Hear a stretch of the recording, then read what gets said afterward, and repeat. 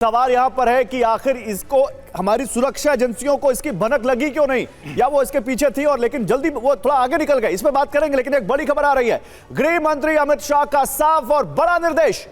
अमित शाह कल से ही एक्टिव है, जब से यह पूरा मामला हुआ है। उन्होंने कहा एक एक दोषी को सजा देंगे। गृह मंत्री ने कहा हर दोषी को ढूंढ निकालें।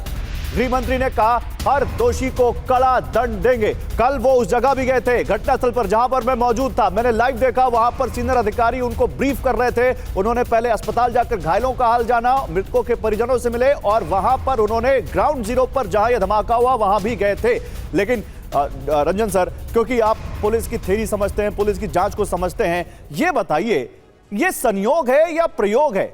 हर आदमी जिसका कनेक्शन जुड़ रहा है वो डॉक्टर निकल रहा है। डॉक्टर मतलब काफी पढ़े लिखे एडुकेटेड लोग, और कहा जाता है कि एडुकेटेड लोगों को रेडिकलाइज करना मुश्किल होता है। लेकिन यहां तो हर लखनऊ से लेकर जम्मू कश्मीर से लेकर फरीदाबाद तक हर शख्स डॉक्टर निकल रहा है। क्या कोई पैटर्न दिख रहा है इसमें आपको? ये डॉक्टर निकल रहा है तो आप ये भी समझिए ना कि सारे लोग डॉक्टर हैं और ये एक ही गैंग और या एक ही गैंग का स्प्रिंटर है जो एक साथ काम कर रहे हैं।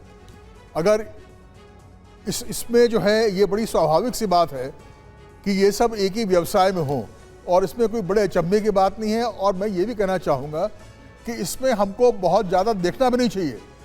ये नहीं सोचना चाहिए कि अरे ये डॉक्टर हैं, पढ़े लिखे ऐसा कर रहे हैं। किस परिस्थिति में इनको कन्वर्ट किया गया, क्या दबाव डाला गया इनके ऊपर, क्या ब्लैकमेल किया गया, किस कॉम्प्रोमाइजिंग स्थिति में थे ये सब बातें बाद में खुलेंगी, जिसके तहत कई पढ़े लिखे और बड़े ही जो है ऑनरेबल लोग भी जो हैं इस प्रकार के कामों में फंस जाते हैं। तो हमको उससे देखना चाहिए इसको। और ये निश्चित तौर पर ये देखिए पुलिस की सफलता है। पहले ये समझें हम, हिंदुस्तान एक लिबरल डेमोक्रेसी है, सबको आज़ादी है जो करना चाहता है, रूल ऑफ लॉ है, ह्यूमन राइट्स के इंस्टीट्यूशन से बड़े स्ट्रांग है यहाँ पे। तो इसमें कार्रवाई करना और लोगों की जो फ्रीडम है उसको कर्टेल नहीं, तो आप ये कह रहे हैं कि दिल्ली पुलिस ने अच्छा काम किया। आप कह रहे हैं फरीदाबाद की पुलिस ने जब उन पर कस दिया प्रेशर, उनके हाथ जब अमोनियम नाइट्रेट की बरामदगी हो गई, इसलिए ये पैनिक बटन किया गया। आप ये इशारा कर रहे हैं कि सुरक्षा एजेंसियां उनको ऊपर जो 2 डॉक्टर पहले पकड़ लिए गए थे वो नहीं पकड़ते तो और बड़ा कुछ मिसहैप हो सकता था। आप ये कह रहे हैं ये दिल्ली ब्लास्ट की जो डी कंपनी है इनका इरादा कुछ और था? देखिए हम ऐसे कल रात में भी यहाँ पे जो डिस्कशन था उसमें कहा कि यद्यपि ये पीक टाइम था पर ये ऐसी जगह नहीं थी जहां बहुत बड़ी भीड़ हो। एक बात, दूसरी बात यह है ये आदमी उससे मर गया जो कि एक सुसाइड बॉम्बर के तौर पे, तो ये दिखाता है देखिए यहाँ कोई नहीं सर, आपने ये बात मुझे याद है कल हमारे साथ शो में कही थी। ये अनइंटेंडेड लग रहा है। लेकिन एक चीज जो इसमें अनइंटेंडेड की जगह मुझको लगता है इसका प्लान बी, सी या डी था कि अगर पहला नहीं होगा, हाई वैल्यू नहीं कर पाएंगे, एक पर्टिकुलर डेट में, टाइम में, शायद दिवाली या शायद रिपब्लिक डे जैसा कुछ नहीं कर पाएंगे, तो ऐसा करेंगे। आप बिल्कुल सही कह रहे हैं। मेरा जैसे मैं कल रात में भी कह रहा था कि ये एक और बहुत बड़ा हादसा प्लान था जो एक अकस्मात ब्लास्ट से जो है इसकी लापरवाही हो, चाहे पैनिक का दबाव हो, और ये हो गया और इसमें और बहुत बड़ा नुकसान हो जाता। और देखिए ये फिदायीन होता है, इस तरह का सुसाइड बॉम्बिंग होती है जहां पर कि कोई सिक्योरिटी की सिचुएशन। रंजन सर, ये लेकिन सबसे बड़ी बात ये है कि एक कार कई बार खरीदी बेची जाती है सर, क्या उसका मालिक कागजों में बदलता नहीं है सर? वो जो पहला मालिक होता है वही आखिर तक। जरा ये अब I-20 वाली जो पूरी मिस्ट्री है उसको डिकोड करते हैं। इस कोड को डिकोड करके ये रिपोर्ट आपको दिखाता है। बात उस I-20 कार की जिसने दिल्ली में दहशत फैलाई। इसी कार में लाल किले के पास ब्लास्ट हुआ था। ये कार कई बार खरीदी बेची गई।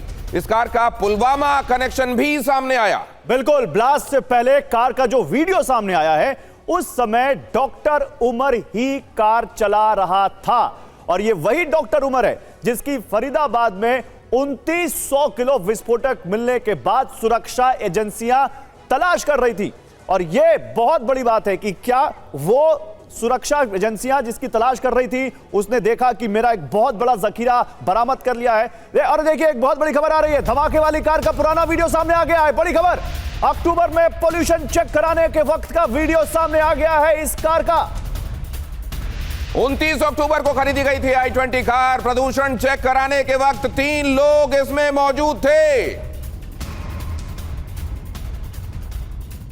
लेकिन एक और बड़ी खबर इसी से जुड़ी हुई आपके सामने। TV9 के पास ब्लास्ट वाली कार का रूट मैप भी मौजूद। हरियाणा से दिल्ली आई थी ये कार, दिल्ली में सुबह हुई कार की एंट्री, शाम को कार में हुआ था ये ब्लास्ट। इस बीच में ये फतेहपुरी मस्जिद के पास एक पार्किंग में खड़ी करके रखी गई थी। जितेंद्र हमारे संवाददाता इस बारे में और ज्यादा जानकारी दे रहे हैं। जितेंद्र, एक और बात जो सामने आ रही है वो ये कि इस दिन यहां की पार्किंग्स भी बंद रखी जाती हैं। यहां पर क्या वाकई ऐसा होता है? तो फिर अगर ऐसा था तो ये पार्किंग इनके लिए क्या स्पेशल खोली गई थी?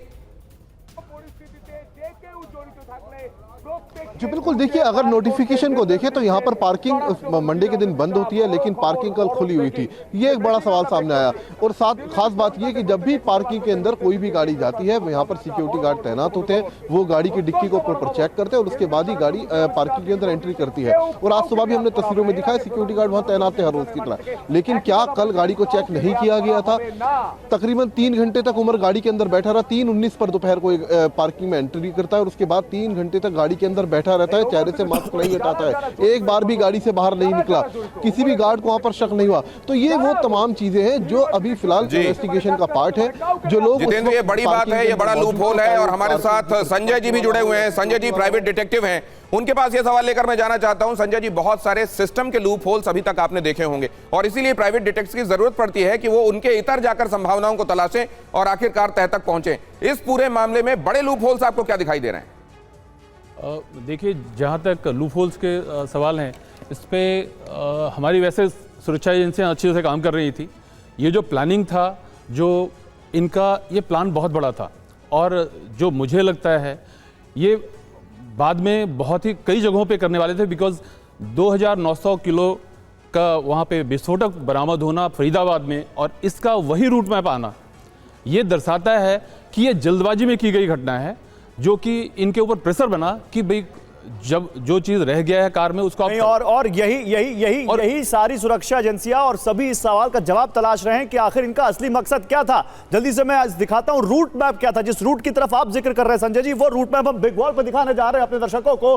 दिल्ली में दहशत वाली कार के 11 घंटे का रूट मैप आप बिग वॉल पर देखिए। ये वही कार है जो देखिए कितना नियम कायदे से चलने वाला यह शख्स था, पॉल्यूशन करा रहा है। और ये देखिए उस गाड़ी का यहां पर नंबर भी आ रहा है। लेकिन 11 घंटे का रूट मैप, फरीदाबाद से सुबह 7 बजे निकलती है ये गाड़ी, एशियन अस्पताल के पास इस गाड़ी को देखा जाता है।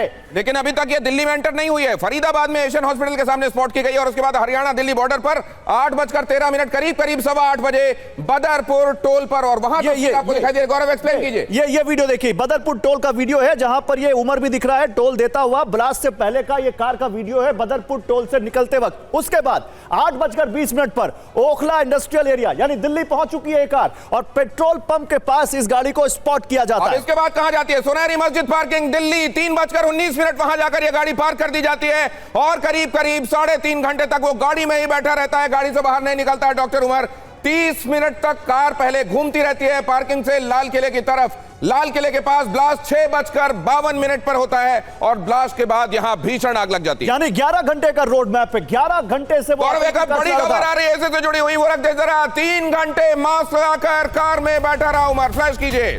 3 घंटे मास्क लगाकर कार में बैठा रहा उमर। और ये नॉर्मल बात नहीं है, एक आदमी जब 11 घंटे से कार चला रहा हो और 3 घंटे तक एक पार्किंग में, लाल किले की पार्किंग जहां पर बहुत ज्यादा वेंटिलेशन ना हो, वहां पर 3 घंटे तक गाड़ी में बैठा रहे, तो यह उसकी मानसिक स्थिति बताता है।